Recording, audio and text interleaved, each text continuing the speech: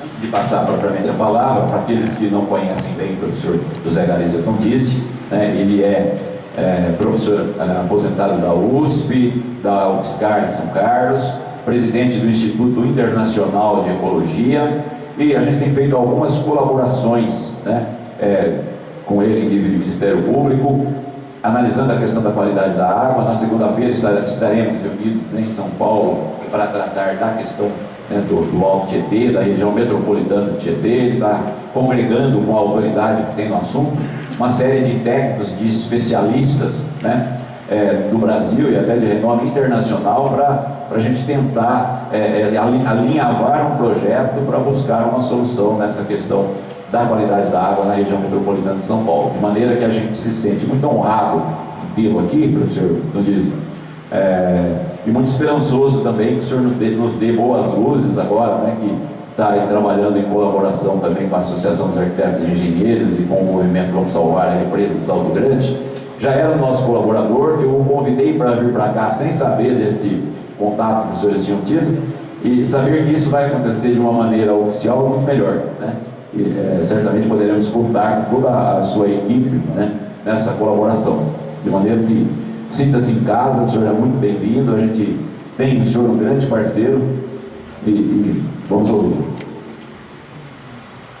obrigado, bom dia a todos. Eu queria, em primeiro lugar, agradecer o convite do promotor Ivan Carneiro para participar dessa audiência pública. Queria, em primeiro lugar, saudar os componentes dessa mesa, o deputado Chico Sardelli, o doutor Rodrigo, o promotor do Caima, o doutor Edilson da Federal, o promotor federal, o Procuradoria Federal, o presidente da Sanasa de Campinas, que eu já conheço de outras oportunidades, nossos colegas aqui da Associação dos Engenheiros, da Vila, do Ricardo Paixão, do Movimento Salvar a Represa Americana, doutora Silvia Lopes, que eu conheço também de outras oportunidades, Nelson Menegon, da CETESB, João Carlos da Engenharia, que gostaria de saudar todos e dizer que a tarefa aqui é uma tarefa muito difícil e muito complexa, porque ela envolve muitos aspectos, não só técnicos, mas envolve também aspectos econômicos, aspectos sociais e também políticos, porque é um problema de extrema seriedade. Eu acabei de voltar dos Estados Unidos, eu participei na semana passada de uma reunião de uma semana na Academia Nacional de Ciências dos Estados Unidos e convidou pesquisadores de todos os países das Américas exatamente para discutir qualidade de água e eutrofização. Cada um de nós fez 2 palestras na Academia Nacional de Ciências dos Estados Unidos, na Califórnia, e discutimos lá todos os problemas decorrentes da eutrofização em todos os países, desde o Canadá até a Argentina e as ilhas do Caribe, e também as soluções. E, portanto, eu queria dizer que o problema da eutrofização é um problema mundial, não é um problema nosso só do Brasil, é um problema mundial. Ele está afetando a maioria dos países, especialmente da América Latina, da África, do Sudeste da Ásia, e a causa principal é, fundamentalmente, a falta de tratamento de esgotos. Com a eutrofização, nós sabemos que há uma progressiva e complexa deterioração da qualidade da água, que se traduz em crescimento de algas tóxicas, mas mais do que isso, bactérias, vírus e outros componentes que vão cada vez mais se acumulando e causando danos extremamente graves, não só à qualidade da água, mas à economia dos países e das regiões, à saúde pública e também à fauna aquática. Uma coisa que a gente sempre esquece é que nós pensamos sempre na água como um benefício ao ser humano e para o uso do ser humano. Mas não podemos esquecer que a água é fundamental para o funcionamento dos ecossistemas, é fundamental para a vida aquática, é fundamental para todos os processos ecológicos, biológicos que ocorrem. Sempre foi. Antes da presença do homem na Terra, já a água funcionava para manter o planeta funcionando. E nós não podemos nos esquecer desse aspecto do problema da água. Então, não é só o uso líquido para a espécie humana. A qualidade da água deteriorada interfere também em todos os mecanismos de funcionamento dos ecossistemas e, portanto, ela interfere na sustentabilidade do planeta, não só para a espécie humana. Com relação especificamente à represa de Salto Grande americana, eu examinei todos os relatórios, eu conheço o assunto, eu tive alguns ex-documentados que fizeram depois pós-doutorados, inclusive aqui na represa americana. O volume de informações que existe sobre a represa, informações técnicas e científicas, é muito grande.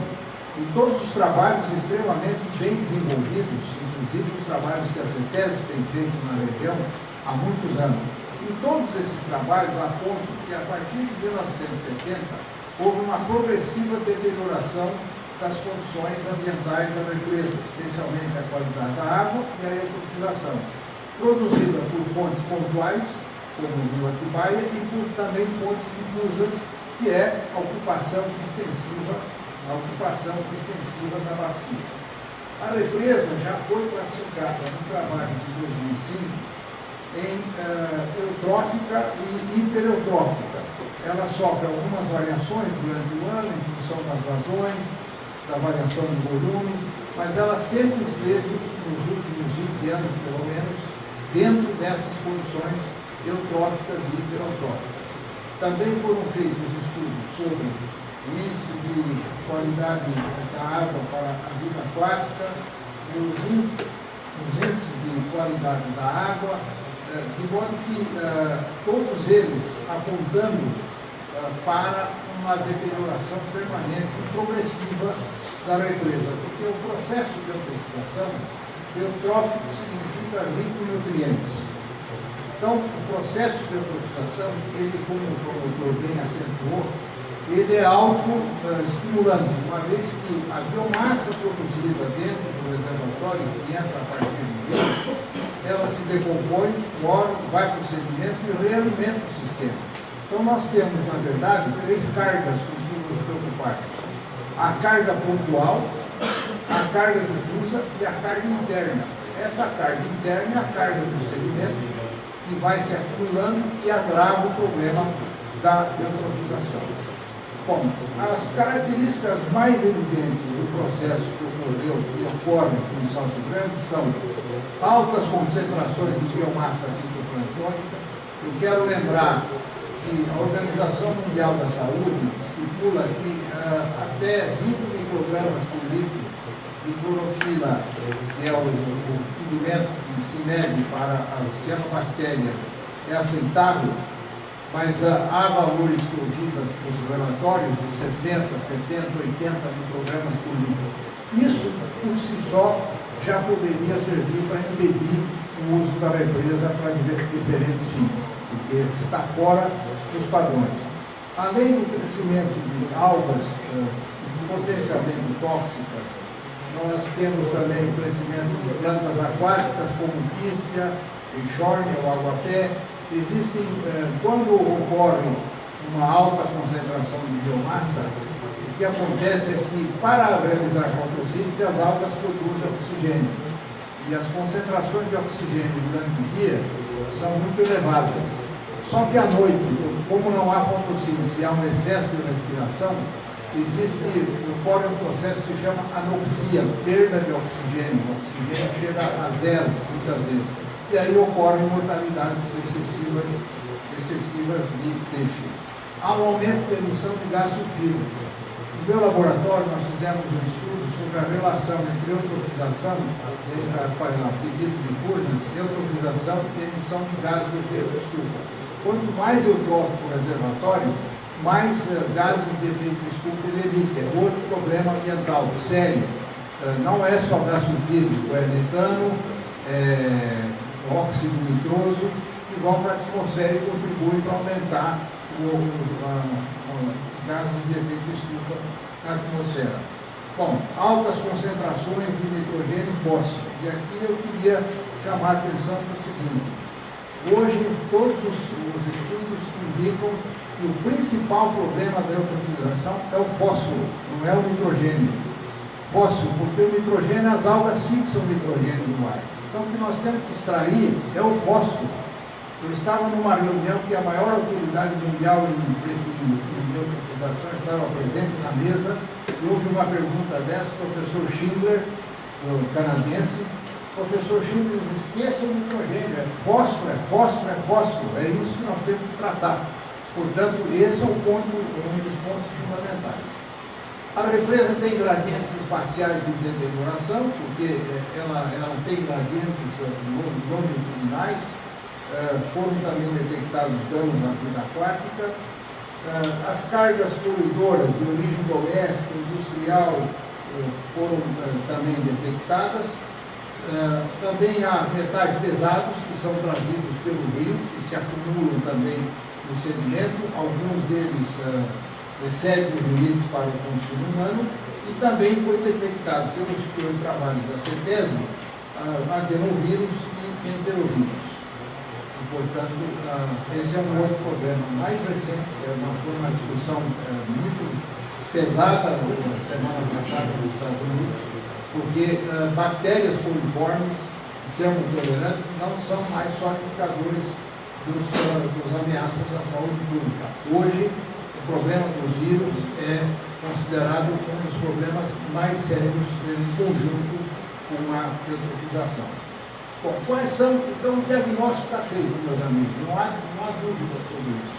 A situação é gravíssima do ponto de vista da qualidade da água, da eutrofização, das fontes de eutrofização. Isso tudo se sabe. Nós precisamos passar a ação, porque eu tenho trabalhado muito com essa questão de resolver os problemas. E eu sempre digo, tudo bem, vamos continuar fazendo os diagnósticos, mas o diagnóstico só é necessário, mas não é suficiente. Nós temos que avançar além do diagnóstico. O país já fez diagnóstico, já sabemos as causas. A CETESB tem milhares de dados de relatórios do Estado inteiro, tem relatórios sobre a qualidade de água do Estado. A demonstração de que os sistemas estão se degradando já existe. E pior, nós estamos chegando num ponto que os sistemas estão perdendo a sua capacidade tampão. Todo ecossistema ele tem uma capacidade de resistir de autodepuração, de resistir aos impactos de nitrogênio, de fósforo, enfim, dos impactos das diferentes poluentes e contaminantes. Só que nós já estamos,